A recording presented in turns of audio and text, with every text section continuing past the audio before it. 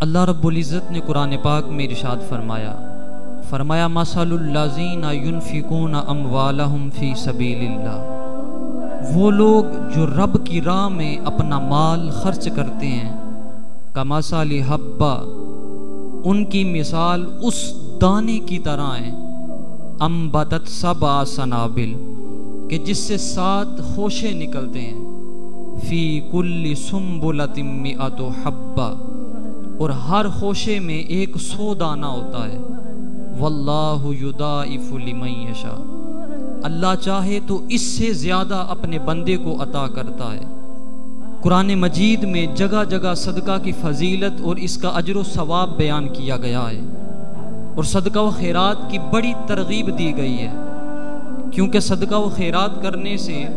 دولت معاشرہ میں گردش کرتی ہے،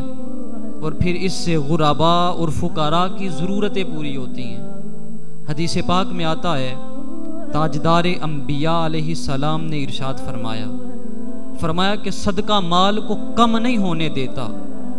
جب بندہ صدقہ کرنے کے لیے اپنا ہاتھ بڑھاتا ہے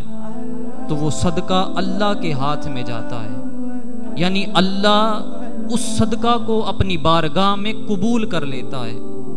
اور سائل کے ہاتھ میں پہنچنے سے قبل اللہ اس صدقے کی بدولت اس بندے سے راضی ہو جاتا ہے۔ اور جو شخص مالدار ہونے کے باوجود سوال کرتا ہے، بھیک مانگتا ہے، اللہ اس پہ فقر کا دروازہ کھول دیتا ہے، اور بندہ کہتا ہے مالی مالی، میرا مال میرا مال۔ کہا مال 3 قسم کا ہے، جو کھایا اس کو فنا کر دیا، جو پہنا اس کو بوسیدہ کر دیا، اور فرمایا تیسرا مال وہ ہے کہ جس کو آخرت کے لیے اس نے ذخیرہ کر لیا، اور وہ صدقہ کرنا ہے۔